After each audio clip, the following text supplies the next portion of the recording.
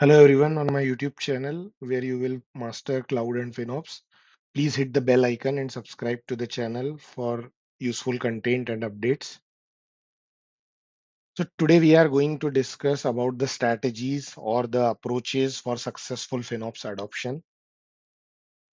When any organization start their journey about FinOps, the most important attribute is driver. Driver means any organization need to be very clear that what is their organization goal with respect to cloud consumption, and secondly, what are the key challenges in achieving these goals. So without identification of driver, if any organization is starting the FinOps adoption, they will not get the optimum benefit. The second important area is the education and awareness. So especially in the cases where organization is very new in terms of FinOps and cloud consumption, the education and awareness is important factor. Each individual who is the cloud consumer, they need to be aware that different mindset is required compared to on-prem data center while they are using cloud. So cloud is just not a destination, but it is moreover a journey where they are going to adopt the cloud and realize the benefits on a day-to-day basis. The third and prime objective of FinOps is the cloud cost optimization, and without any executive sponsorship or lack of executive sponsorship, the FinOps team cannot achieve their overall goal.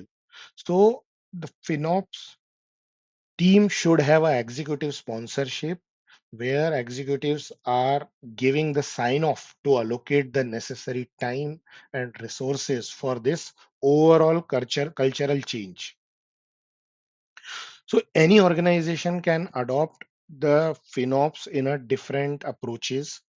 The first one is bottom up, where individual who is at the sixth level from top or sixth level down from the top hierarchy is well informed and aware about the on ground events.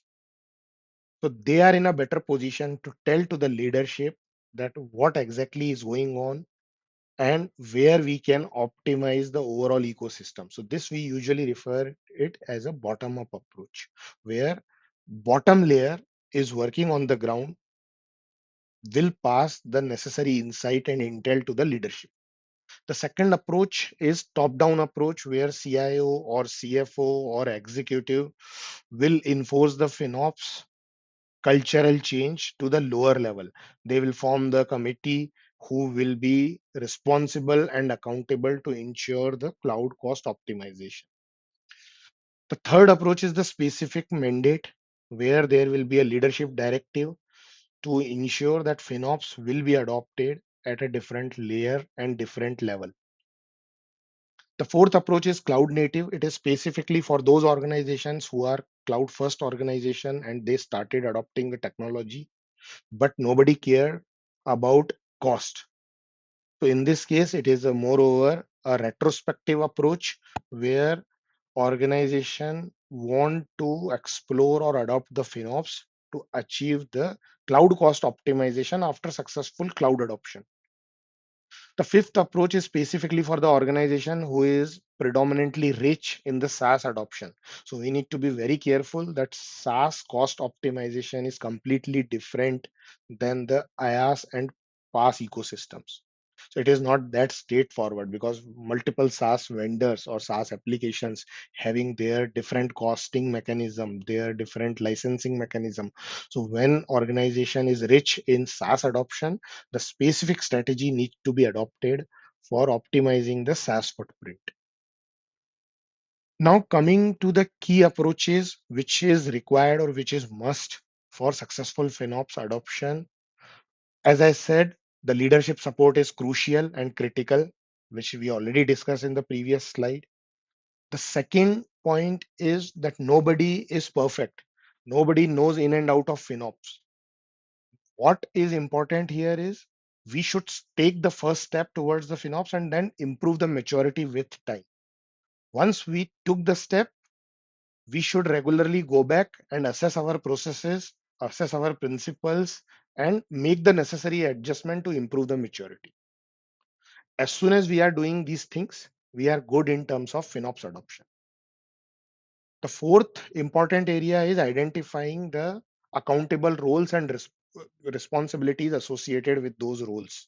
So these roles could be associated with finance team, with engineering, with procurement, or with executive. So for a successful organizations in the area of FinOps, they need to be very clear with the roles and responsibilities of individuals who are working in a different portfolios. In one of my earlier video, I talked about the reporting, cloud cost reporting. So cloud cost reporting is completely different than the on-prem data center reporting. So in on-prem data centers, we used to have a monthly or quarterly or maybe half yearly reviews. But in cloud, if we are doing these reviews on a monthly or quarterly basis or quarterly frequency, it is completely irrelevant because in cloud we are paying on an hourly basis. If we are paying on hourly basis, we cannot have a review with monthly or quarterly delays. So real time cloud cost reporting and accessibility of that reporting to the individual stakeholders is also fundamental aspects of any cloud IT organization. In the definition of cloud cost optimization or FinOps, we talked about the accountability, which in turns with tagging. So for a successful FinOps adoption, we should improve our tagging compliances and it should be above 90%. Because if we will not have a tagging compliance in place, even if we will identify certain area for the optimization, we will not able to implement it because nobody knows which resource belongs to which cost center, which application, or which who is the owner of that resource. So for successful FinOps adoption, tagging compliance is must and 90% tagging compliance should be bare minimum. So that's all from via this video I want to convey. I hope you identified this content useful for your learning. If yes, please press the like button and put your views in the comment section, and do not forget to hit the subscribe button so you will be beneficiary of my future videos. Thank you. Have a wonderful day ahead and stay tuned.